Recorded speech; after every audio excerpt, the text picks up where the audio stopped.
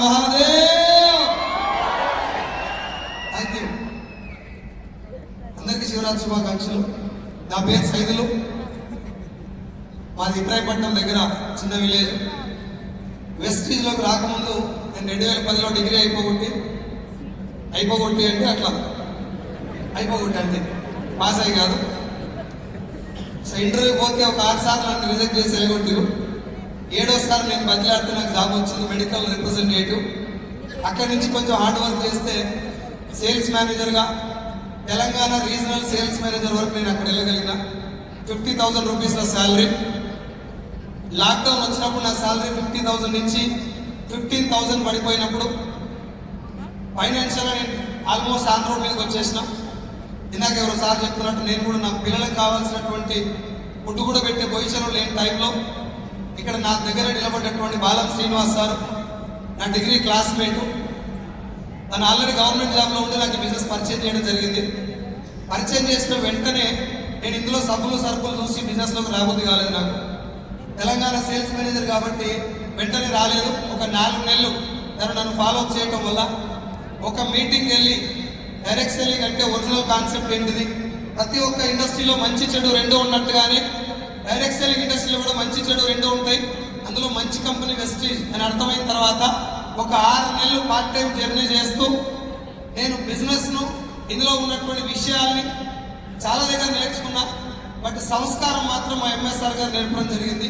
ఈ మాట ఎందుకంత బలంగా చెప్తున్నా అంటే ఈ బిజినెస్లో చాలా మంది ఒక స్థాయికి వచ్చిన తర్వాత ఆగిపోవడానికి లేదంటే కొంతమందితో బిజినెస్ చేయకపోవడానికి మెయిన్ కారణం మన దగ్గర ఉన్నటువంటి కొన్ని చిన్న చిన్న లోపాలు, మాట్లాడే విధానం కావచ్చు, వేరేతో మనం కలుపుకోవేటటువంటి పద్ధతి కావచ్చు, చాలా రకాలుగా లోపాలు ఉన్నాయి. నా దగ్గర కూడా లోపాలు ఉన్నాయి. ఎంఎస్ఆర్ గారితో జర్నీ చేయడం వల్ల మనిషి అనేవాడు తనని తాను మార్చుకునే కొద్దీ ప్రపంచాన్ని తను కొత్తగా చూడగలుగుతారని చెప్పి తన యొక్క జర్నీ వల్ల తన మాటల వల్ల అర్థం చేసుకొని 6 నెలలు పార్ట్ టైం చేసిన ఈ బిజినెస్ ని. మార్నింగ్ 2 గంటలు వెస్టేజ్, ఈవినింగ్ 2 గంటలు వెస్టేజ్. మార్నింగ్ 9 to 9 నా జాబ్లో లాక్డౌన్ తర్వాత మళ్ళీ నా శాలరీ 50,000 వస్తుంది. కానీ మనసులో భయం ఉంది. ఈ రోజు ఒక లాక్డౌన్ వస్తే శాలరీ 15,000 పడిపోయింది, ఇంకొక లాక్డౌన్ వస్తే ఖచ్చితంగా 0కి వస్తుంది అని చెప్పి నేను ప్రాణాలతో ఉన్నప్పుడే నా ఫ్యామిలీ ఇంత కష్టాల్లో ఉంది, రేపు పొద్దున నేను లేకపోతే ఇంతకంటే ఎక్కువ కష్టాలు పడుతుందని చెప్పి 13,000 వచ్చినప్పుడు ఎంఎస్ఆర్ గారు నాకు సబ్మిట్ చేసి ఒక మాట చెప్పింది, సైదుల్ సార్ ఏదైతే అదైతే నేను చూసుకుంటాను, జాబ్ రిజైన్ చేసినా అని చెప్తే జాబ్ రిజైన్ చేసిన. 13,000 వచ్చినప్పుడు 24 లక్షల అప్పు ఉంది నాకు. 50,000 ఉద్యోగాన్ని రిజైన్ చేసిన ఆగస్టు 1, 2021లో. అక్కడి నుంచి ఫుల్ టైం బిజినెస్ టేకప్ చేసిన. 13 నుంచి మొదలు పెడితే నా హైయెస్ట్ చెక్ వచ్చేసి 7,17,000. 24 లక్షల అప్పు 0 చేసిన. మా నాన్న అమ్ముకున్నటువంటి 7 గుంటల పొలానికి బదులు 2 ఎకరాల పొలం తీసుకున్నా. అండ్ ఇప్పుడు వచ్చే 20 తారీఖు, రేపు లేదు ఎల్లుండి వచ్చేటటువంటి 20 తారీఖు హైతనగర్లో ఇల్లు తీసుకున్నా. 20 తారీఖు రోజు గృహప్రవేశం ఉంది మా మెంటర్ ఎంఎస్ఆర్ గారి చేతుల మీదుగా. ఇప్పుడు ఫైనాన్షియల్గా నాకు ఎటువంటి ప్రాబ్లమ్స్ లేవు. నన్ను బిజినెస్ పరిచయం చేసి నన్ను ఇక్కడ దాకా తీసుకొచ్చినటువంటి బాలం శ్రీని సార్ కావచ్చు, వెంకటేష్ సార్కు, పాండి సార్కు, అండ్ నన్ను మనిషిగా తీర్చిదిద్ది ఈ బిజినెస్ లో ఇలా ఉంటేనే సక్సెస్ అవుతామని అనుక్షరం నన్ను నడిపించినటువంటి మా మెంటర్ ఎంఎస్ఆర్ గారికి మనస్ఫూర్తిగా కృతజ్ఞతలు తెలియజేసుకుంటున్నా.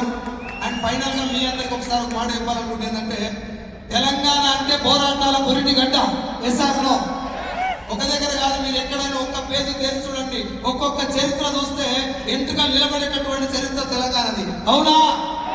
శివరాత్రి అనే మహాపర్వదినాన్ని కూడా పక్కన పెట్టి వచ్చి కూర్చున్న మీ అందరు కూడా చెప్తున్నా, మళ్ళీ వచ్చే శివరాత్రికి అకౌంట్ లో ఎంత ఉండాలో రాసి పెట్టుకొని ఇక్కడి నుంచి బయలుదేరాలి. 1,00,000 రూపాయలు వచ్చిందాక మాత్రమే నీ హార్డ్ వర్క్.